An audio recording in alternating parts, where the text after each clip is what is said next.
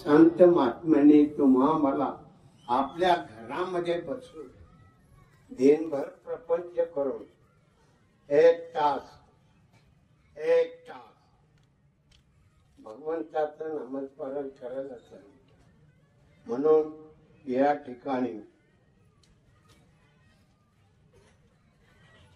गायत्री यज्ञ ज्यांच्या घरात झाला ते श्रीयुत अरुण बबनराव खेमनर, त्यांच्या पत्नी सौभाग्य कांचनताई,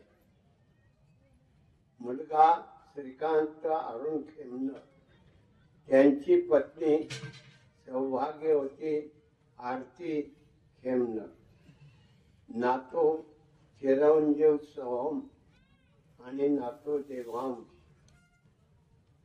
असा हा लहान मोठा प्रपंच. आणि या प्रपंचामध्ये खेमनर कुटुंबियांनी आपल्या वास्तूमध्ये गायत्री यज्ञ केला. गायत्री यज्ञ आपण 3 प्रकाराने करतो. मुखानं, तोंडानं, वैखरी वाणीनं 24 अक्षराचा गायत्री मंत्र उच्चार. 1 तास 20 मिनिटांमध्ये गायत्री मंत्र किती झाले? 200 गायत्री मंत्र झाले 1 तास 20 मिनिटांमध्ये. आपण श्वासोश्वास घेतो त्या श्वासामध्ये नाम भरलेला आहे. आत श्वास घेताना सो, बाहेर सोडताना हम. ते नामस्मरण मनोमय 1 तास 20 मिनिटांमध्ये. 1 तासामध्ये 900 श्वासोश्वास म्हणजे सोहम नामाचा 1 तासामध्ये. आणि 20 मिनिटांमध्ये 15 1 मिनिटामध्ये 15, 20 मिनिटांमध्ये 300 म्हणजे 1 तास 20 मिनिटांमध्ये 1200 सोहम ब्रह्माचा नामाचा उच्चार झालेला आहे. आणि आपल्या भोवयांच्या वरला भाग ब्रह्मांड आहे. त्या ब्रह्मांडामध्ये पांडुरंग राहतो. त्या पांडुरंगाजवळ जाऊन एक गायत्री मंत्र 1 कोटी म्हणजे हजारो कोटी म्हणजे अब्जावधी गायत्री मंत्राचा उच्चार मुखाने होतो. तेव्हा एक सोहम ब्रह्माचा उच्चार ब्रह्मांडामध्ये पांडुरंगाच्या स्वरूपामध्ये घडतो. म्हणून आपण त्रिपुटीच्या माध्यमामधून प्रयत्न करतो. आपण मुखानं गायत्री मंत्र म्हणतो. तो शुद्ध म्हणतो का? म्हणत नाही. कोणी म्हणत असेल मी शुद्ध म्हणतो, म्हणता येत नाही शुद्ध. म्हणजे 200 गायत्री मंत्र आपण म्हटलेलो आहोत. तर ओम भू भुर व स्वः तत् सवितुर्वरेण्यं भर्गो देवस्य धीमहि धियो यो नः प्रचोदयात्. म्हणजे मी जरी म्हटलो तरी शुद्ध आहे असा अर्थ नाही. पण आपण किती अशुद्ध म्हटलो तर ब्रह्मांडात भगवंताजवळ तो मंत्र म्हटला जातो आणि तो एक मंत्र म्हटला जातो. एक मंत्रामध्ये तुम्ही चुकलेला मंत्र शुद्ध होतो. तुम्ही चुकलेला मंत्र शुद्ध होतो. म्हणून आपण वैखरीवणीनं म्हटलेला मंत्र एक ओंकार स्वरूपामधून ब्रह्मांडामध्ये गायत्री मंत्र म्हणत असताना संपूर्ण तुमचा गायत्री मंत्र शुद्ध होत जातो. एवढी पावर भगवंताकडून तुम्हा आम्हाला मिळते, आपल्याला कळत नाही. आपण आपल्या देहाने इंद्रियाच्या मार्फत प्रपंच करतो, खेळतो, मजा करतो, हौस करतो, दुःख म्हणतो. त्या प्रपंचामध्ये काय घडत सांगता येत नाही. पण आपण गायत्री मंत्र किती चुकलो तर ब्रह्मांडातला एक गायत्री मंत्र सगळे गायत्री मंत्र शुद्ध केले जातात. आणि सोहम नामाचा गायत्री मंत्र आहे. सोहम ब्रह्म, अहम ब्रह्मास्मी, मी ब्रह्मस्वरूप आहे. सो परमात्मा, हम जीवात्मा. जीव आणि पांडुरंग एक आहे. जीव आणि पांडुरंग एक आहे. म्हणून मनुष्य देहात भगवंताचं नामस्मरण करता येतं.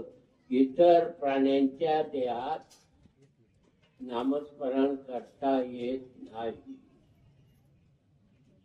इतर प्राण्यांच्या देहात नामस्मरण करता येणार नाही. मग तुम्ही म्हणाल महाशिवरात्रीच्या दिवशी सगळे हरणांनी नामस्मरण कसं केलं? त्या पारध्याने जो मांस खाणारा, प्राण्याचं मांस खाणारा पारधी, त्याने नामस्मरण कसं केलं? तुमच्या मनामध्ये प्रश्न निर्माण होतो. तर तसं नाही. त्यामध्ये भरतहरी राजा हा ब्रह्मवेत्ता होता. लक्षात घ्या विषय. भरतहरी राजा परमात्म स्वरूप होता, ब्रह्मवेत्ता होता. मग हरणाच्या जन्मात का गेला? वासनेच्या संगे जन्म घेणे झाले लागले. शेवटच्या क्षणी आपलं मनाची वासना जिकडं जाईल तिकडं तुम्हाला जन्म घ्यावा लागतो. म्हणून भरतहरी राजा राज्यकारभार सोडून जंगलामध्ये आश्रम तयार केला. त्या आश्रमामध्ये ब्रह्मवेत्ता झाला, पूर्ण ब्रह्मस्वरूप झाला, देवरूप झाला. आणि देवरूप झाल्यानंतर त्या आश्रमात राहू लागला. त्याच आश्रमातून हरण एक पारधी हरणाच्या कळपाच्या पाठीमागे लागला. त्या कळपामध्ये एक गरोदर हरिण होती. ते हरिण भरतहरी राजाच्या आश्रमामध्ये व्यालं आणि पळून गेलं. भरतहरी राजाने त्या पाडसाला सांभाळलं. थोड लहान पाडस होते, त्याला सांभाळलं. आणि शेवटचा क्षण, मृत्यूचा क्षण आला. मृत्यूचा क्षण आल्यानंतर भरतहरी राजाची वासना त्या पाडसाकडे गेली. म्हणजे पाडसाचं कसं होईल, पाडसाचं कसं होईल, हा त्याच्या मनामध्ये प्रश्न निर्माण झाला. आणि शेवटी मृत्यू पाडसाकडे पाहत वासना पाडसाकडे गेली. मग भरतहरी राजा हरणामध्ये जन्माला गेला. लहान पाडस मोठं झालं, मोठं पडणारं पिल्लू झालं, मोठं झालं. आणि खेळत असताना महाशिवरात्रीचा दिवस, महाशिवरात्रीचा दिवस, त्या बेलाच्या झाडावर पारधी शिकारीची वाट पाहत बसला. आपल्याला झोप लागू नये म्हणून बेलाची पानं टाकू लागली. बेलाची पानं नेमकी खाली पिंड होती, त्या पिंडीवरती बेलाची पडत होती. त्याला काही तपास नाही, त्याच्या डोक्यात फक्त शिकार, म्हणजे एवढंच त्याच्या मनाचा भाव.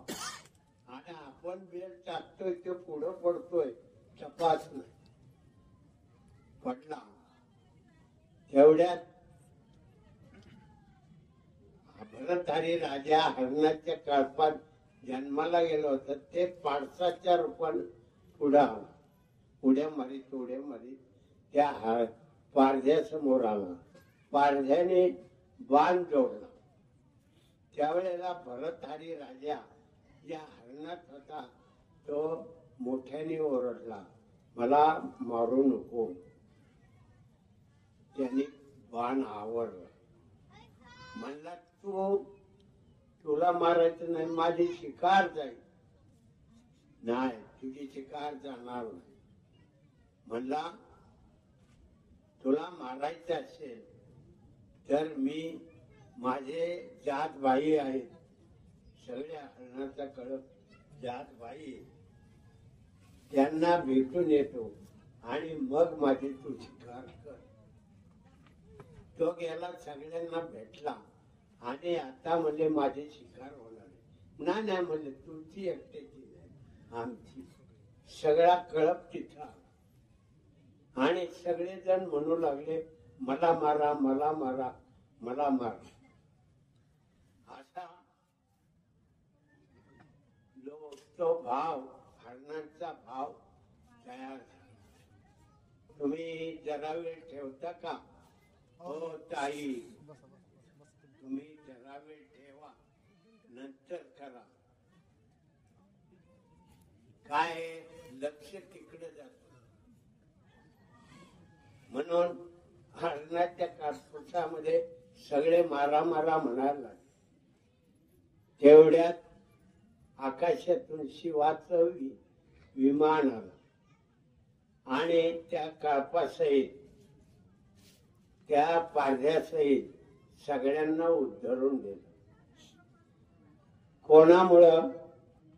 एक भरतहरी ब्रह्मदत्ता राजा, त्या राजाच्या पावरनं सगळ्यांना उद्धरून नेलं. म्हणून संतांच्या संगती मनोमार्ग गती, 11वा श्रीपती.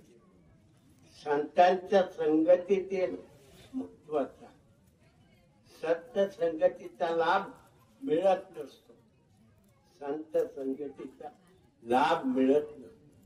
म्हणून आपण खेमनर यांच्या घरामध्ये गायत्री मंत्र म्हटलेला आहे. तुम्ही आम्ही सगळे ब्राह्मण होतो, तुम्ही आम्ही सगळे ब्राह्मण होतो. तुम्ही जातीने कोण आहात मला माहिती नाही, पण गायत्री यज्ञामध्ये सगळे स्त्री पुरुष ब्राह्मण होते, सगळे ब्राह्मण होते. म्हणून तो गायत्री यज्ञ त्रिपुटीच्या माध्यमामधून वैखरी वाणी नामामध्ये आणि ब्रह्मांडा पांडुरंग स्वरूपामध्ये, साधी गोष्ट. हा त्रिपुटीचा मंत्र तुम्हाला स्पर्श करून जात होता, म्हणून तुम्हाला सत्संगतीचा लाभ झाला. संतांच्या संगती मनोमार्ग गती, 11वा श्रीपती येण्याची पद्धत. म्हणून संत संगतीचा लाभ फार मोठा आहे. संत संगतीत आलो आणि संत संगतीत यायचं असेल तर भगवंताचं ध्यान केलं पाहिजे. तुकाराम महाराज म्हणतात, सुंदर ते ध्यान. पहा, तुकाराम महाराज काय सांगतात, सुंदर ते ध्यान. ध्यान किती सुंदर आहे, ध्यान किती सुंदर आहे, हे आपण त्याचा अनुभव घेतल्यानंतर कळतो. म्हणून तुकाराम महाराजांनी सांगितलं, सुंदर ते ध्यान. तुम्ही 2च पद का घेतील म्हणाल, कुठलं का नाही घेतलं? उभा विटेवर ध्यान कुणाचं आहे? भगवंत, त्या पांडुरंगात, त्या रामाचं, त्या कृष्णाचं सुंदर असं ध्यान. पुढं काय उभा विटेवर तो त्याचं वर्णन कर. पण 2 शब्दात तुकाराम महाराजांनी सुंदर ते ध्यान इतकं सुंदर आहे की तुम्हाला तुमच्या स्वस्वरूपामध्ये घेऊन जा. म्हणून सुंदर ते ध्यान. एवढं सोपं गणित संतांनी खुलं केलं. तुकाराम महाराजांनी अभंगवाणीच्या रूपानं, ज्ञानेश्वर माऊलींनी ज्ञानेश्वरीच्या रूपानं, एकनाथ महाराजांनी भागवताच्या रूपानं आणि सगळ्या संतांनी अभंगवाणीच्या रूपानं हे ज्ञान प्रगट केलेलं. गुह्य प्रगट केले विश्व ब्रह्मच केले. गुह्य होत ते प्रगट केलं. सद्गुरु समर्थ आंबेर बाबा जीवनकलेच्या ग्रंथाच्या साधनेमध्ये वाचून पहा. किती सोपं सांगितलेलं आहे, किती सोपं आहे, सहज आहे. असं सहज ज्ञान संत महात्मे देतात. इतरांचं नाही बर का. संत नसेल त्याने आता उपयोग होत नाही. आता कलियुगामध्ये किती पंथ झाले सांगता येत. त्या पंथामध्ये सगळ्यांचं नामस्मरण कोण काय म्हणतो सांगता येत. वैखरीवाणीनं बोलत बस. कोण विपश्यना म्हणजे शांत बस. शांत बसाल का? मन कुणीकडे जायला तपास लागणार. म्हणून त्या मनाला निर्माण करण्यासाठी शांत बसायला सांगितलं. एकांती बसायचं आणि विपश्यनेचा अभ्यास करायचा. होत नाही. किती शांत प्रयत्न केला मन शांत होत नाही. त्या मनाला काम दिलं पाहिजे. म्हणून मनाला नाम दिलं पाहिजे. मनाला नाम दिलं श्वासावर तरी अवधान एक लक्ष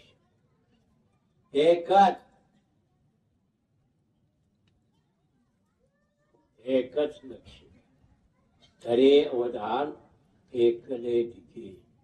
म्हणून माऊलींची ज्ञानेश्वरी ईश्वरी स्वरूपाच्या ज्ञानामधून दिली आणि त्यावर अभिप्राय नामदेव महाराजांनी दिला. नामदेव महाराजांनी दिला. काय अभिप्राय दिला? नामा म्हणे ग्रंथ श्रेष्ठ ज्ञान देवी एक तरी ओवी अनुभवा. एका ओवीचा अनुभव घ्या. पातेल्यात भात टाकतो आपण. कढईत टाकला, पातेल्यात टाकला, शिजला कधी? एक शिज.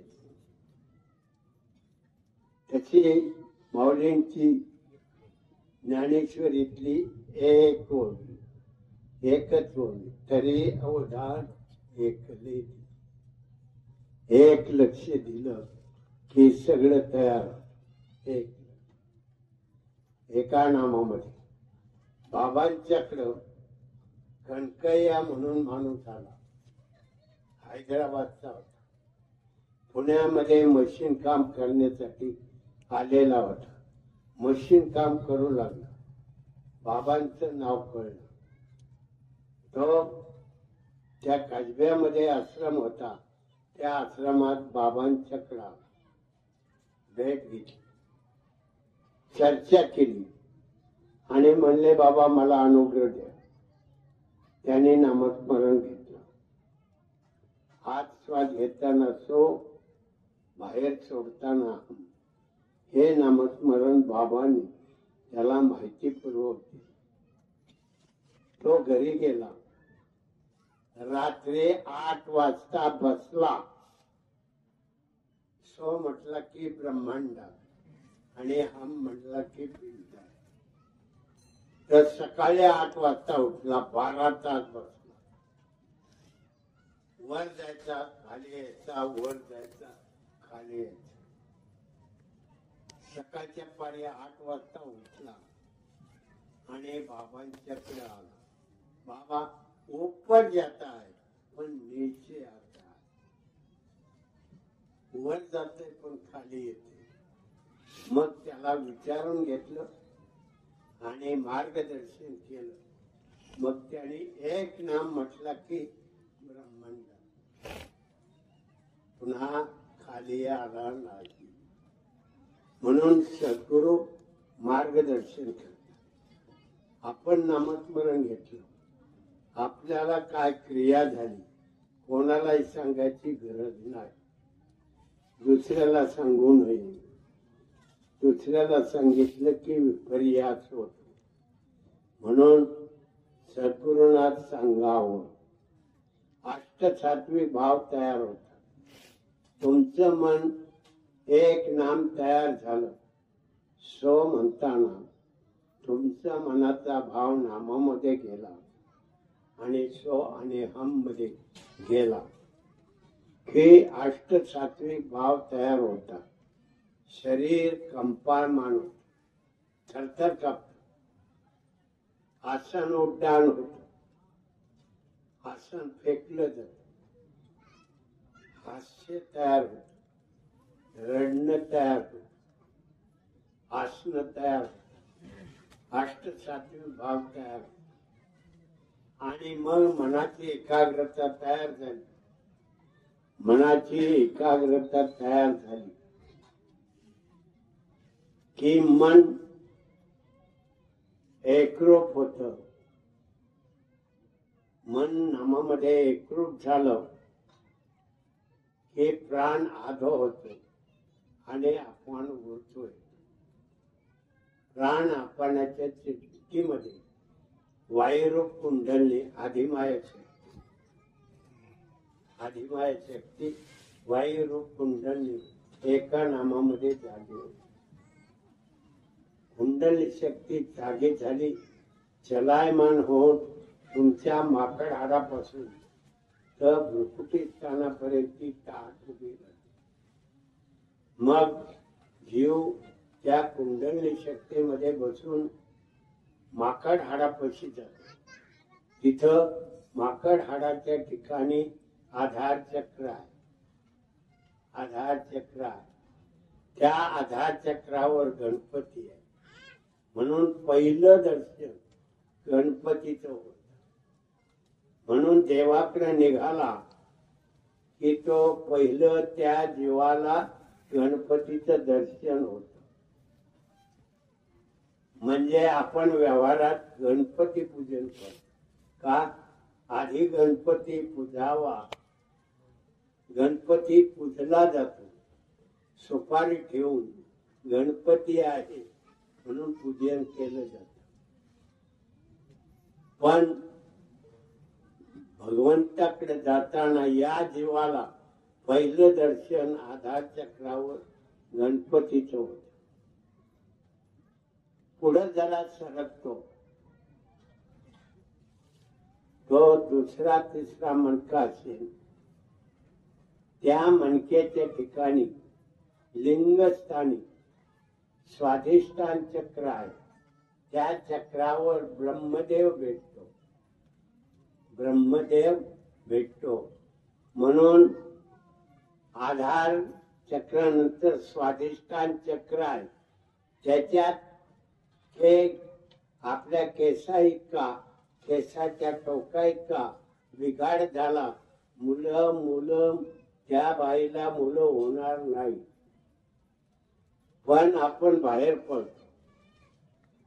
आतलं काय माहिती नसतं. म्हणून नामस्मरण केलं. गणपती दर्शन झालं. आधार चक्र म्हणे स्वाधिष्ठान चक्र शुद्ध होतो. नंतर तो नाभिस्थानी येतो, मागल्या मणक्यामध्ये, बेंबीच्या पाठीमागच्या मणक्यामध्ये येतो आणि त्या ठिकाणी मणिपूर चक्र आहे. मणिपूर चक्र आहे तिथं विष्णूच्या रूपानं, कृष्णाच्या रूपानं, पांडुरंगाच्या रूपानं भगवंत दर्शन देतो. भगवंत दर्शन देतो. नंतर पुढे नामस्मरणाची एकाग्रता वाढत गेली की आपल्या हृदयामध्ये शंकराचं स्वाधिष्ठान चक्र आहे, हृदय चक्र आहे. त्या चक्रावर शंकर राहतो. हृदय चक्रावर शंकर राहतो. तिथं दर्शन होत. नंतर कंठ चक्रावर येता तिथं आपल्या जीवाला दर्शन होत. जीवाला दर्शन होत. तिथं सगळ्या रिद्धी हात जोडून येतात आणि सांगतात, देव तुला काय देणार नाही, आम्ही सगळं देतो. म्हणून त्या रिद्धी विचारायचं नाही. म्हणून काही माणसं मागल्या जन्मामध्ये रिद्धी पर्यंत जातात आणि मग या जन्मात आल्यावर मग ते काय भविष्य सांगतात, काय सांगत राहतात. पण पुढे काय होतं, मिळाले तुम्हाला 1,00,000 रुपये दिले, तुम्ही नुसते खर्चित राहिला, पुरतील का? मग त्यांची रिद्धी सिद्धी संपत जाते आणि पुढे त्यांचा शब्द घरात ठरत नाही. पण सवय लागली, महाराज आहे, मग आता महाराजांचं पद कसं काय सोडायचं, कसं काय सोडायचं, म्हणून ते खोट करीत राहत. पुढे काय होत नाही. लाभ जेवढा मिळतो तेवढा. नंतर आपल्या भुवयांच्या मध्यभागी मुंगी नेत्र, मुंगीचं नेत्र, तेवढं 10वे द्वार आहे. मुंगीच्या नेत्रा इतकं बारीक 10वे द्वार आहे. मग आपला जीव किती बारीक होत असेल, 10वे द्वारात किती बारीक होत असेल. मुंगीच्या नेत्रामध्ये मानण्यासाठी त्याला मुंगीच्या नेत्रापेक्षा बारीक व्हावं लागतं. बारीक होतो आणि सत्वर वर जातो. भुवयांच्या वरला भाग, वर त्वचा आहे, केस आहे, आत कवटी आहे, कवटीच्या आत मेंदू आहे आणि मेंदूच्या आत पोकळ जागा आहे. तिथं पांडुरंग राहतो. वर 7 चक्र आहे, ही ओलांडावी लागतात. मग एवढं सोपं गणित संत महात्म्यांनी तुमच्या प्रपंचामध्ये सुंदरते द्या. सुंदरते ध्यान करा, सुंदर ध्यान करा. सुंदर सुंदर आयशा लाभा जो चुकला, पुन्हा मनुष्य जन्म नाही बाबा. 83,99,999 योनी फिरत यावं लागतं. सगळ्या योनी फिरत यावं लागतं. खेडा, मुंगी, पशु, पक्षी जमिनीपासून, जमिनीच्या घामापासून उत्पन्न होणारे श्वेदेत आणि घामापासून निर्माण होणारे प्राणी उद्भिज आणि अंड्यामधून निर्माण होणारे उद्भिज श्वेदेत जारद, अंडज, अंड्यापासून निर्माण होणारे प्राणी आणि जारद, जारामधून निघणारे प्राणी मनुष्य आहे, त्यामध्ये मनुष्य आहे. म्हणून तुम्ही तुमचा देह किती सुंदर बनवता, आहे का तपास? नाही. हा देह निर्माण करताना जीवाला सप्त धातूच्या गोळ्यामध्ये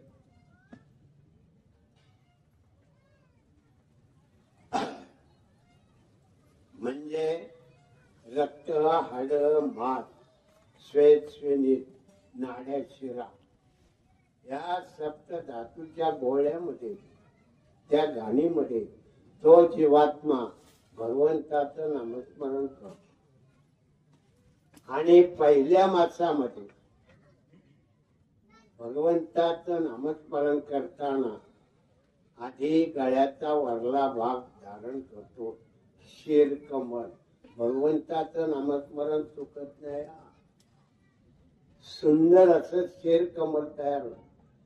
आधी कळत मग पाया, बाहेर आहे आधी पाया मग कळत.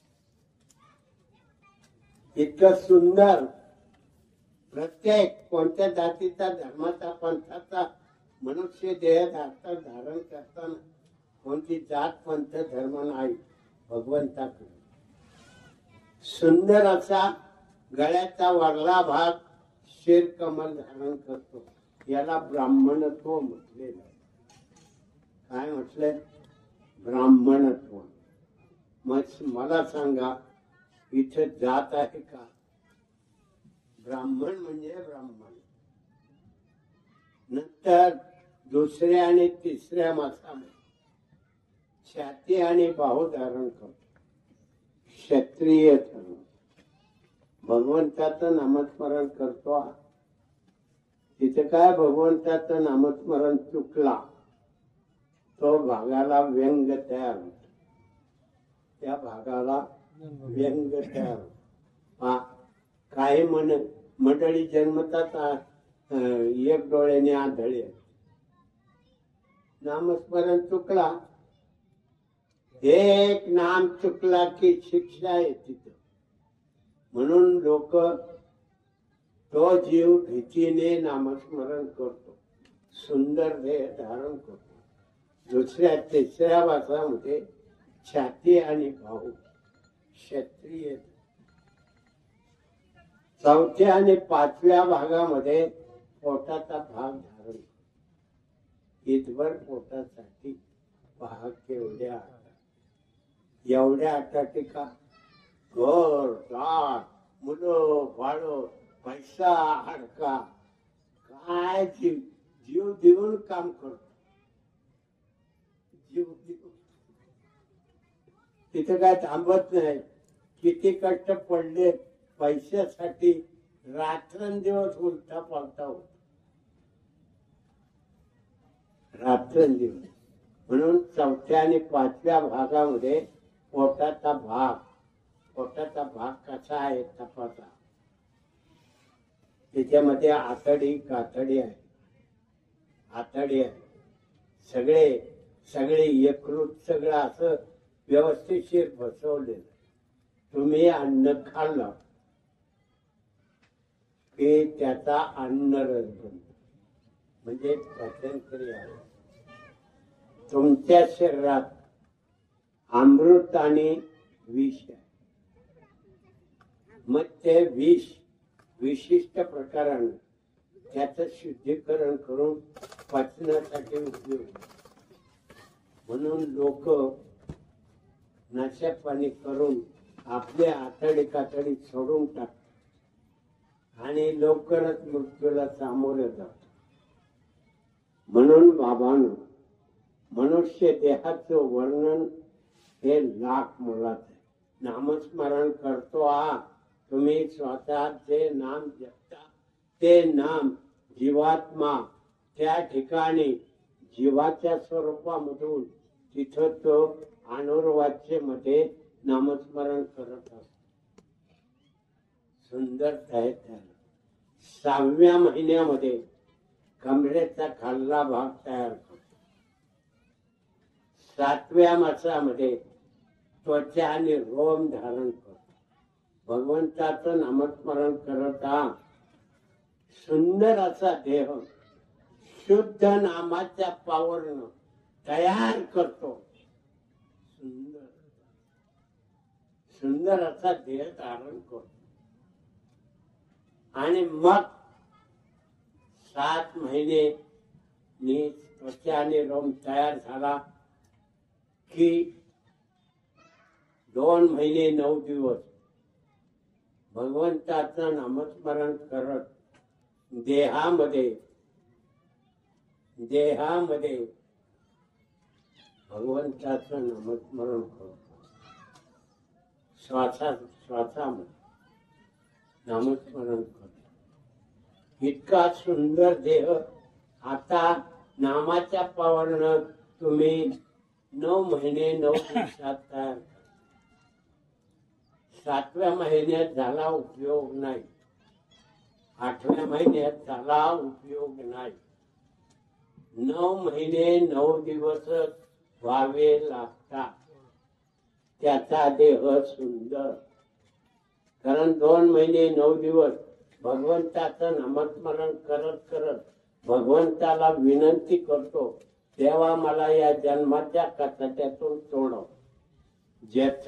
जठराग्नीच्या उकाड्यामध्ये तुमचा देह जळत नाही.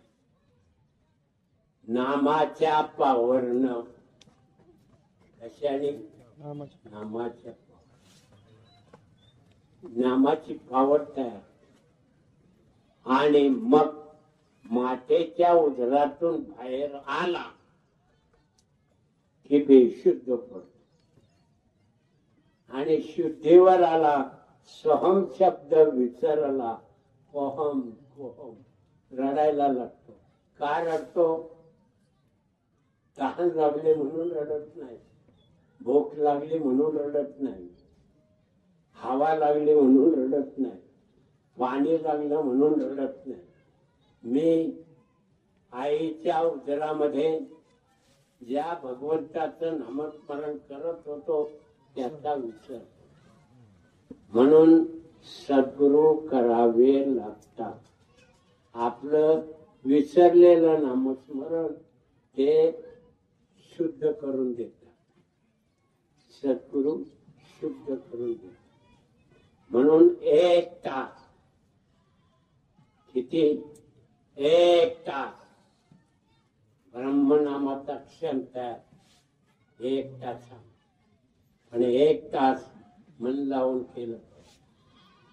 मन लावून केलं. मन गेलं कुणीकडं आणि बसला इथं जमत नाही. मन नामामध्ये नामरूप झालं पाहिजे.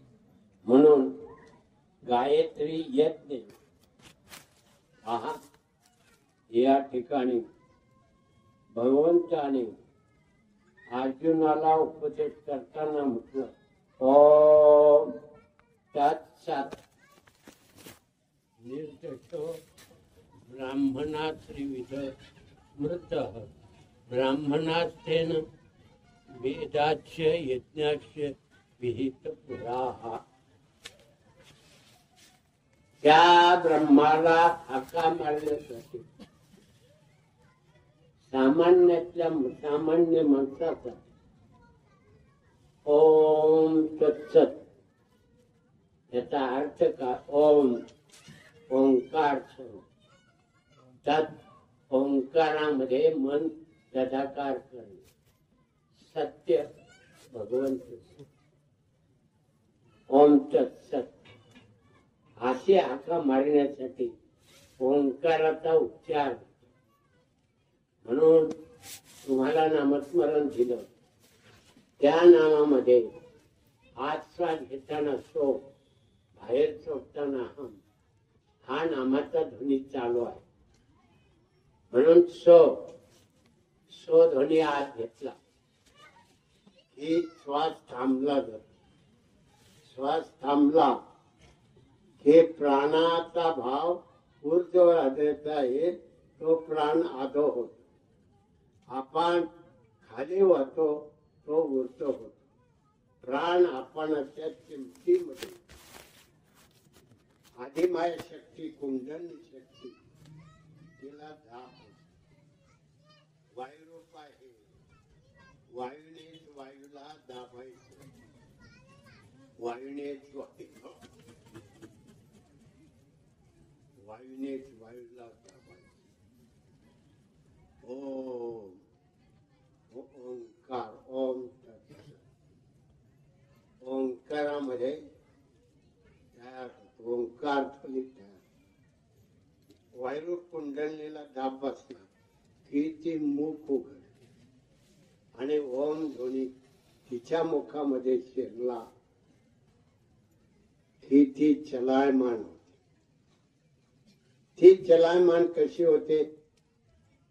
अधोमुख करते आणि तुमचं माकड हाड आहे, त्या माकड हाडापासून पाठीच्या कण्यातून ती ऊर्ध्व वर होते. पाठीच्या कण्याला मणके किती आहे? 21. बोळ किती आहेत? भले प्रत्येक मणक्याला 4. 21 चोक 84. 84 लक्ष योनी आहे फिरायला. म्हणून तो 21 मणक्याच्या 4 प्रत्येक 4 होलामधून 84 होलामधून तो 84 लक्ष योनी फिरत म्हणजे संपलं तिथं. मग तो शेवटच्या माकड हाडाजवळ आला की 2 ते रस्ते आहेत.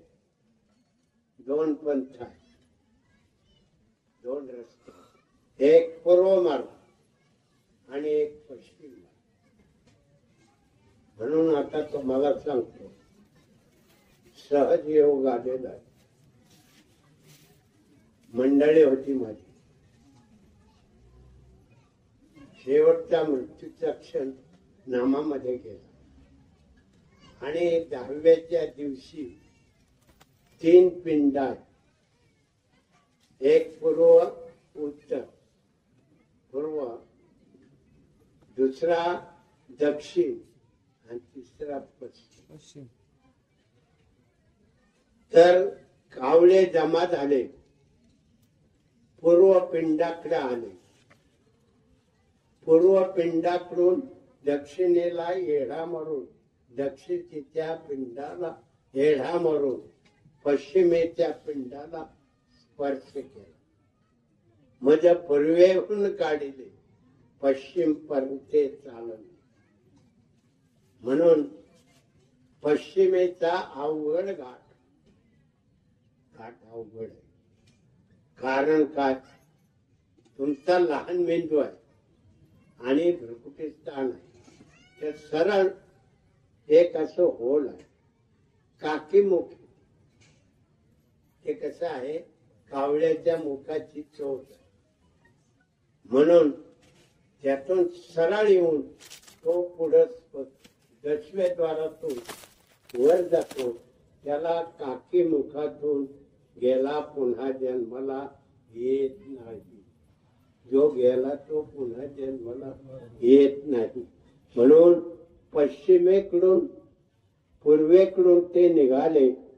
दक्षिणेला वेढा घालून पश्चिमेला एका कावळ्याने स्पर्श केला. मग इतर एकच कावळा शिवला. पुन्हा दुसरे कावळे त्या पिंडाला शिवले नाही. दक्षिणेचा पूर्वेचा पिंड खाल्ला, पण पश्चिमेचा पिंड खाल्ला नाही. इतकं म्हणजे पश्चिम मार्गाने जाण्याचा योग. असा योग कोणाच्याही पदरात पडत नाही. सौभाग्याचं लेणं घेऊन पूर्वेहून निघून पश्चिम मार्गाने ब्रह्मांडात गेल्या. याला हा काकस्पर्श म्हणतात. हा काकस्पर्श म्हणतात. हा काकस्पर्श ब्रह्मांडातला आहे. जरी बाहेर तुम्ही पाहिलं तो पूर्वेहून निघाले कावळे पुन्हा दक्षिणेकडून पश्चिमेकडे आले आणि एका कावळ्याने स्पर्श केला, काक स्पर्श झाला. म्हणजे पूर्वेहून काढलं, पश्चिम मार्गाने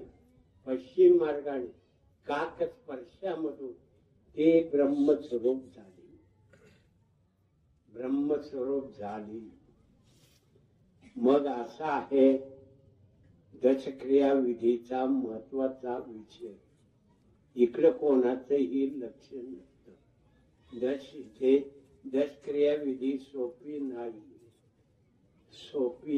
नाही. आपण करतो म्हणून करतो. आगे से आया पीछे चला, मागून आलो म्हणून पुढे करीत बसतो. तसं नाही. काकस्पर्श महत्वाचा आहे. इथं सोपं गणित नाही. मनुष्य जन्म हा लाख मोलाचा आहे. त्याची किंमत आपल्याला कळत नाही. आपण खानापिना और मजा करणं. काय करता? खानापिना मजा करणं हे आपण करीत होतो. म्हणून बाबांनो, गायत्री येत त्रिपुटीच्या माध्यमामधून एक वैखरी वाणीने 24 अक्षराच्या वैखरी वाणीनं 1 तास 20 मिनिटांमध्ये 200 गायत्री मंत्र म्हटले. जो माझ्या बरोबर म्हटले असतील तेवढ्या प्रमाणात ते वाढत गेले.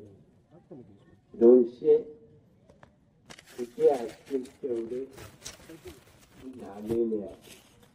नामाचा स्पर्श सोहम ब्रह्म गायत्री मंत्र आहे. तो अनोर्वाच्यातला गायत्री मंत्र आहे. तो सगळ्यांना तुमच्या श्वासामध्ये गायत्री मंत्र दिलाय, पण तुम्हाला कळत नाही. तोच आहे तुझपाशी, परी तू जागा चुकलास. म्हणून गायत्री मंत्रामध्ये सोहम ब्रह्म नामाचा 1 तास 20 मिनिटांमध्ये 9-3 1200 श्वासोश्वास म्हणजे 1200 गायत्री मंत्र झाले. एका पावर एवढी तयार होती. साधन आहे गणित. फार मोठी पावर आहे. तुमच्या या कानाने सोडून दिलं, नळी फुंकिली सोडणारी इकडून तिकडे लाईव्ह आहे. असं करू नका. 1 तास ब्रह्मनामाचा 1 क्षण म्हणजे 1 तास. 1 तास भगवंताचं नामस्मरण करा. ब्रह्मस्वरूप पण एकाग्र चित्ताने मनाचा भाव नामामध्ये नामरूप झाला पाहिजे. म्हणून बाबांनो, गायत्री यज्ञ त्रिपुटीच्या माध्यमातला ब्रह्मांडातला एक गायत्री मंत्र पांडुरंगाच्या स्वरूपामधून आलेला.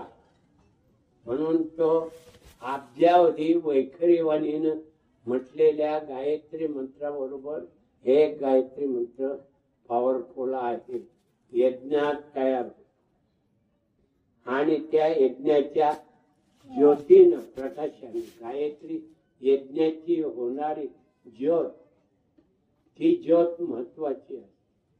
त्या ज्योतीमधून तो गायत्री मंत्र तुमच्या सगळ्यांना स्पर्श करून गेलेला आहे.